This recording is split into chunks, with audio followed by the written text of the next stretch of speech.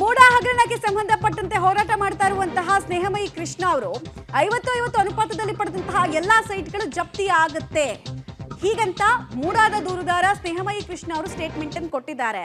ಮೂಡಾದ ಸ್ಥಿರಾಸ್ತಿ ಜಪ್ತಿ ಬೆನ್ನಲ್ಲೇ ಈ ಸ್ಟೇಟ್ಮೆಂಟ್ ಅನ್ನು ಅವರು ಕೊಟ್ಟಿದ್ದಾರೆ. ಕಾರಣ ಈಗಾಗಲೇ ಹೈಕೋರ್ಟ್ ಹೇಳಿದೆಯಲ್ಲ, ಮೂಡಾದ ಈ 50-50 ಅನುಪಾತ ಏನಿದೆ ಅದೇ ಅಕ್ರಮ, ಮೂಲ ನಿಯಮದ ಉಲ್ಲಂಘನೆ ಇಲ್ಲಾಗಿದೆ ಅಂತ. ಸೊ ಅಕ್ರಮ ಅಂತ ಗೊತ್ತಾದ ಮೇಲೆ, ನಿಯಮದ ಉಲ್ಲಂಘನೆ ಆಗಿದೆ ಅಂದಮೇಲೆ ಸಹಜವಾಗಿ ಅದು ವಾಯ್ಡ್ ಆಗುತ್ತೆ. ಅಂದರೆ ಯಾರ್ಯಾರಿಗೆ ಸೈಟ್ ಹಂಚಿಕೆ ಆಗಿದೆಯೋ ಅದೆಲ್ಲವೂ ಕೂಡ ನಲ್ಲಿಫೈ ಆಗುತ್ತೆ.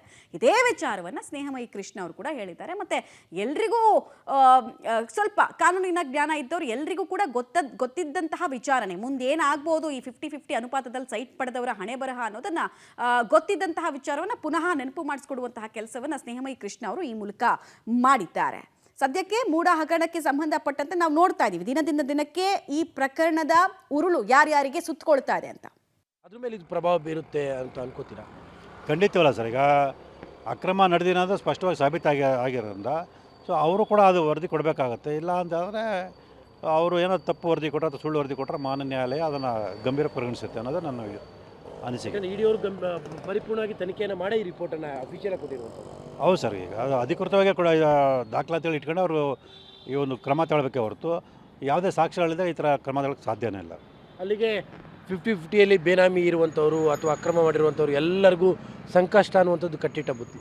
ಖಂಡಿತವಲ್ಲ ಸರ್. ಯಾರು 50-50 ಅನುಪಾತದಲ್ಲಿ ನಿವೇಶನ ಪಡ್ಕೊಂಡ್ರೆ, ಅಕ್ರಮ ಪಡ್ಕೊಂಡ್ರೆ ಅವರೆಲ್ಲರೂ ಕೂಡ ಇದು ಒಂದು ಸಂಕಷ್ಟ ಶುರು ಆಗುತ್ತೆ. ಅಂದರೆ ಆ ನಿವೇಶನ ವಾಪಸ್ ಕೊಡುವಂಥದ್ದು ಪ್ರಕ್ರಿಯೆ ನಡೆಯಿತು.